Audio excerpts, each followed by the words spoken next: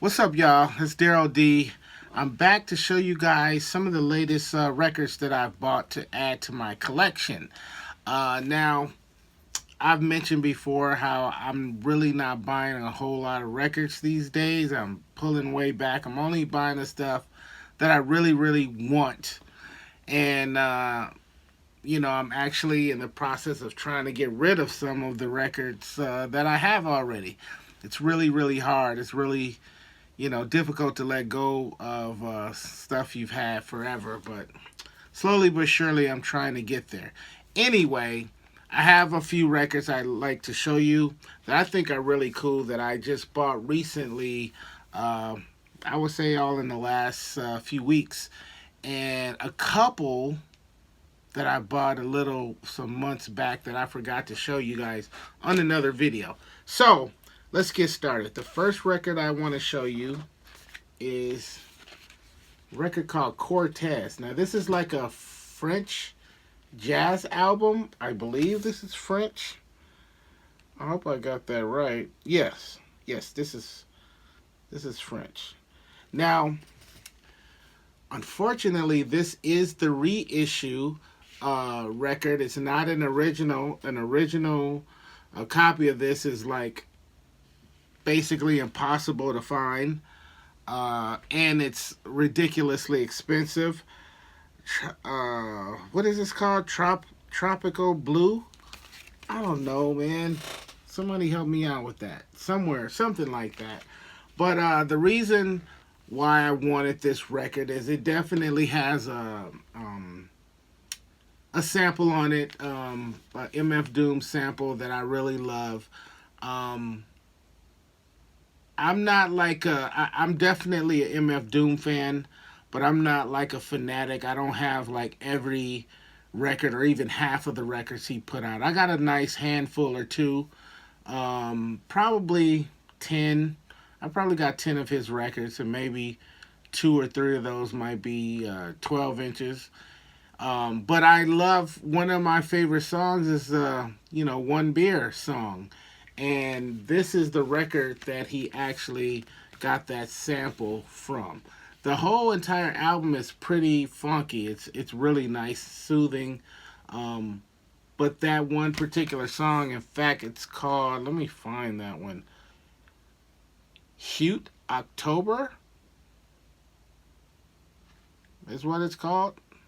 If I'm not mistaken, that's the one on there. Again, all of this is in French.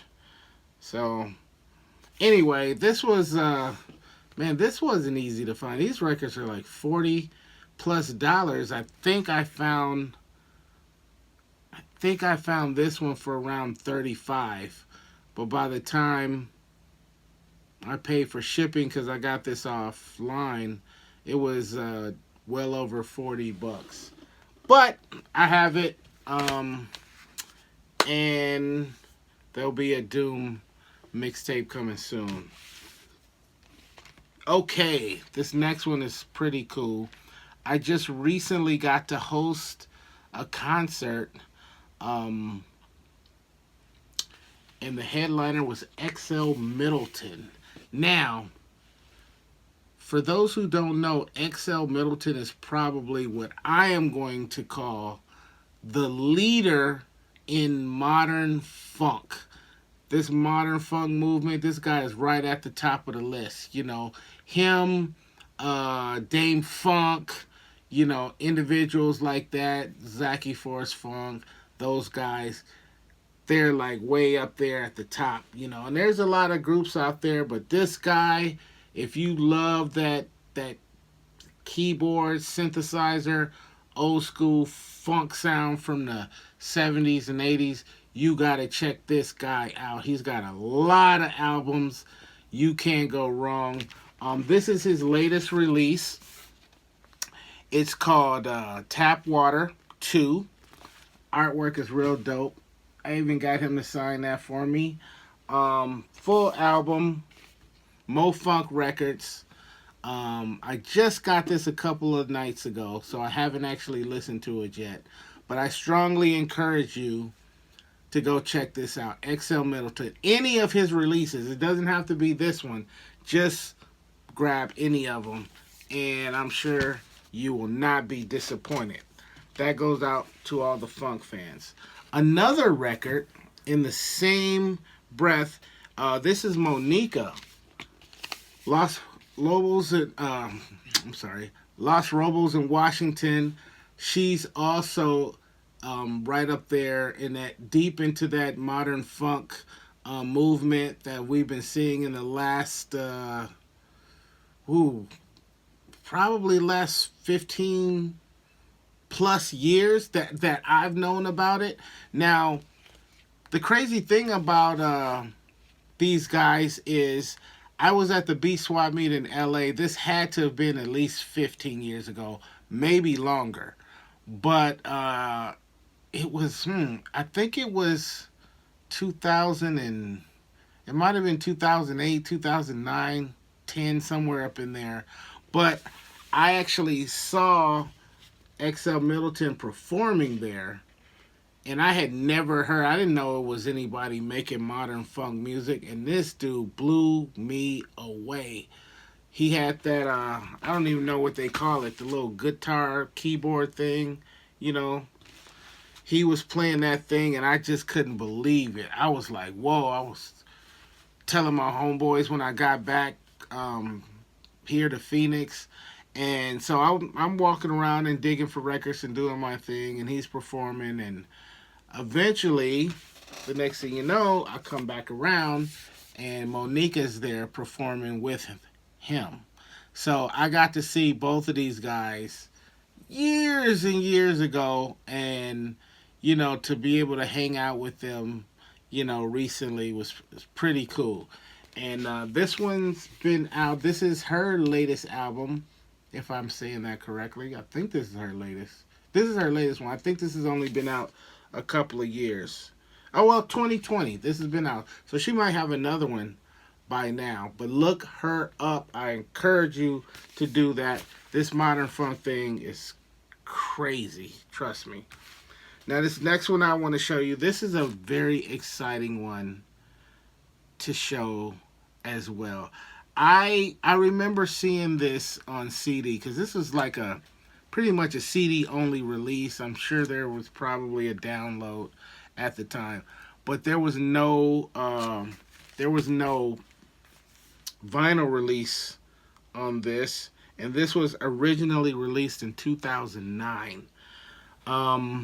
I have just about everything from this group, and just recently this release saw its first final pressing, and this is Souls of Mischief, Montezuma's Revenge, produced by Prince Paul. Not completely produced by Prince Paul, but he produced most of this album, and there he is up here. I remember seeing the CD when it came out. I thought this was some of the most coolest artwork I have ever seen on an album cover. I love this artwork. And there's video online of the guy actually painting this live. So this was pretty cool. This was real cool. And I never did listen to this when it came out. I never listened to it. I just figured at some point I'll come across the CD, but I'm not going to make any special, plans to order it or anything like this. So I was real happy when Fat Beats announced that they would be doing a limited vinyl release on this, and it's even on colored vinyl. So that's cool too. I haven't even popped that sucker open yet because I just got it a few days ago. In addition to Prince Paul, there's songs on here produced by Opio, Domino, A Plus. Let's see, who else is on here? Yeah, and that's everybody. Opio, Domino, A Plus, and Prince Paul. And Paul actually did most of these tracks on here. So, has anybody heard this? Anybody has this? If you're trying to get the vinyl version of this, you better hurry up. Because I'm assuming they're going fast Fatbeats.com. You want to get all over that. So I'm looking forward to popping this over. Souls of Mischief can't do no wrong anyway, as far as I'm concerned. So there's a few that I'm waiting for in the mail. I'll definitely show you guys those, and I'll probably have some more by the next time I see you. A couple I want to show you that I forgot to put in my New York video, the records I got from New York. One of my favorite rappers of all time, Dougie Fresh. This is He's Coming. Found that in the dollar bin at Academy Records in Manhattan. One of my favorite stores in New York. And then this is a jazz album. I never heard of this guy, Wilbert Longmore, Champagne. And this was only like $4. Check that out. The reason why I grabbed this is because the plastic bag that they had it in, they wrote on here that it was produced by Bob James.